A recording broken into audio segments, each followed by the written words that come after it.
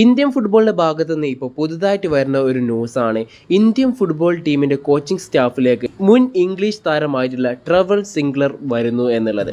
ഇദ്ദേഹത്തിനെ കുറിച്ച് നോക്കുകയാണെങ്കിൽ വെസ്റ്റ് ഹാം യുണൈറ്റഡിലെ നമ്മുടെ ഈഗോസ്റ്റിമാച്ചിൻ്റെ ഒപ്പം കളിച്ചിട്ടുള്ള ഒരു വ്യക്തിയും കൂടിയാണ് എന്നുള്ളതാണ്.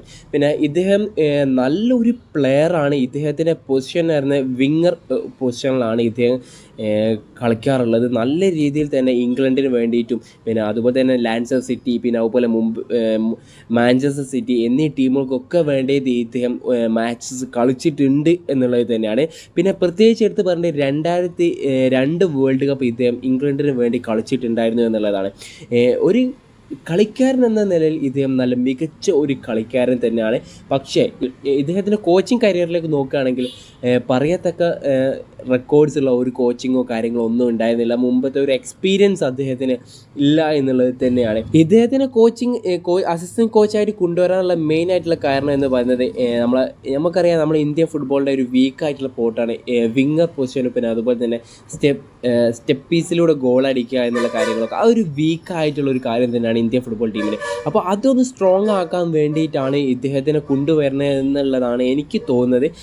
ആ ഒരു പൊസിഷൻ മെയിൻറ്റെയിൻ ചെയ്യാൻ വേണ്ടിയിട്ടായിരിക്കും ഇദ്ദേഹത്തിനെ കൊണ്ടുവരുന്നത്. പക്ഷേ എൻ്റെ ഒരു അഭിപ്രായത്തിന് ഇത് കുറച്ച് നേരം വൈകിപ്പോയി എന്നുള്ളതാണ്. കാരണം ഇനി 2 വീക്കിൻ്റെ ക്യാമ്പേ ഉള്ളൂ. ഈ ഒരു മാസം 30-ാം തീയതിയോട് കൂടിയാണ് നമ്മൾ ഇന്ത്യൻ ഫുട്ബോൾ ടീമിൻ്റെ ക്യാമ്പും കാര്യങ്ങളൊക്കെ സ്റ്റാർട്ട് ചെയ്യുന്നത്. ഈ ഒരു കാര്യം കുറച്ച് വൈകിപ്പോയി എന്നുള്ളതാണ്. ഇത് എൻ്റെ ഒരു അഭിപ്രായത്തിന് കുറച്ച് മുമ്പേ തുടങ്ങിയിട്ടുണ്ടായിരുന്നു. നമുക്ക് സാഫ് കപ്പ്, ഇൻ്റർ കോണ്ടിനൽ കപ്പ്, ട്രൈ നാഷണൽ കപ്പൊക്കെ നടക്കുന്നതിന് മുമ്പേ ഈ ഒരു സംഭവം ഇദ്ദേഹത്തിനെ കൊണ്ടുവന്നിട്ടുണ്ടായിരുന്നെങ്കിൽ ഈ ഏഷ്യൻ കപ്പിലേക്ക് നമുക്ക് നല്ലൊരു പ്രകടനമൊക്കെ കാഴ്ചവെക്കാൻ കഴിയുമായിരുന്നു. പക്ഷേ ഇത് കുറച്ച് സമയം നേരം വൈകി എന്നുള്ളതാണ് എനിക്ക് പറയാനുള്ളത്. അപ്പോൾ ഏതായാലും ഇന്ത്യൻ ഫുട്ബോൾ ടീം നല്ല രീതിയിൽ പ്രകടനം കാഴ്ചവെക്കട്ടെ എന്ന് തന്നെ ഞാൻ പ്രതീക്ഷിക്കുന്നു. ഒരു ഇന്ത്യൻ ഫുട്ബോളിന് ഫാൻ എന്ന നിലയ്ക്ക് ഏഷ്യൻ കപ്പിൽ വലിയൊരു മുന്നേറ്റം ഉണ്ടാവും എന്നുള്ള പ്രതീക്ഷ നഷ്ടപ്പെട്ടു പോയി.